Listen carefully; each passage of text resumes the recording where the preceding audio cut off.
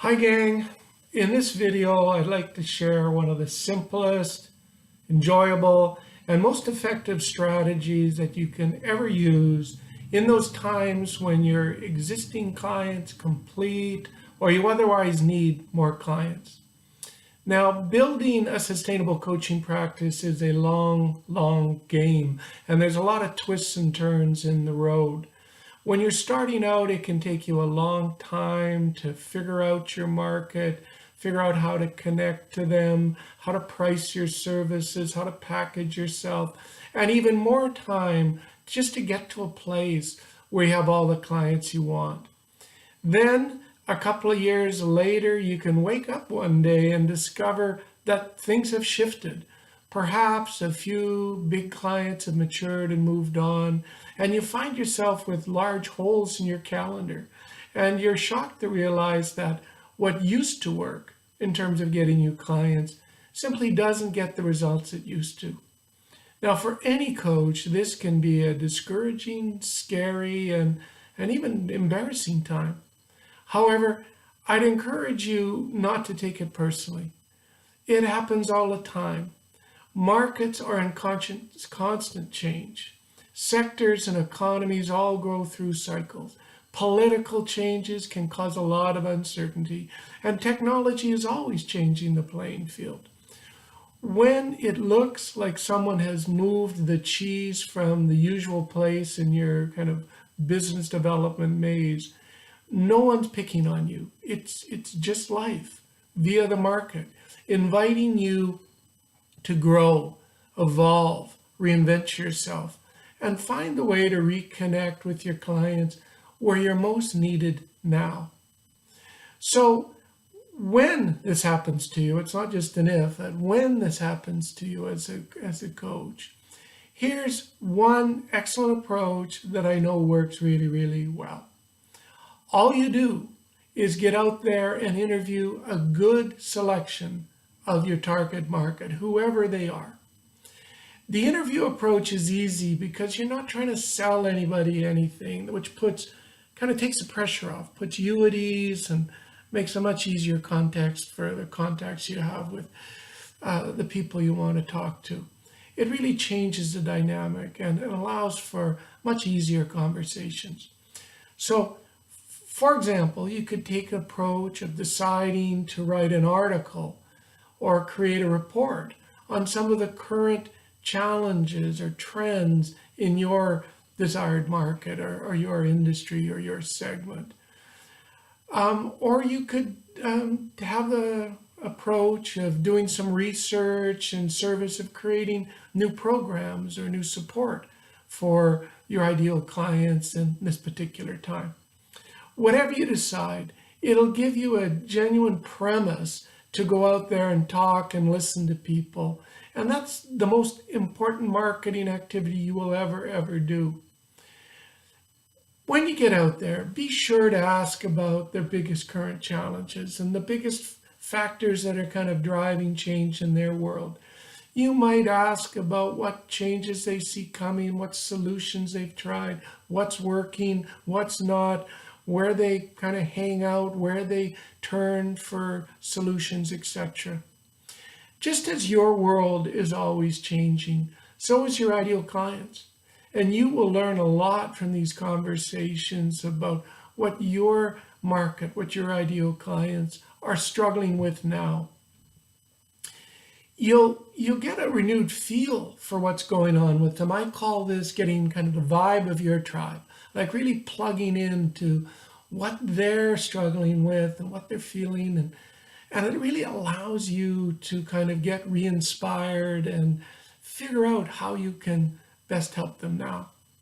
And if you consolidate your findings into an article, a report, or your program, and offer that to the people that participated in your program, you have another really valid reason for reconnecting. And the purpose of these interviews is to get information that's going to help you in your marketing and better tune your marketing. But do not be surprised if some of these conversations turn into clients, because people are starved for these deeper conversations. So, be prepared for that. And If you incorporate what you find from doing these interviews into your marketing, your website, your social media posts, your writing, your talks, however you choose to market to your audience, you're going to find that what you share is, really relevant and focused on what they're struggling with now. By doing these interviews, you often find out what kind of inspires you now in the market and where you can really help your clients the most. And that's always going to translate into more work for you and kind of a renewal in the energy that you head out into your market with.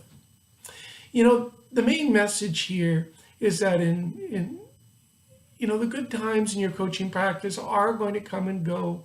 And when they go, don't beat yourself up, and certainly don't run away and hide or wallow in a kind of a sea of self-pity.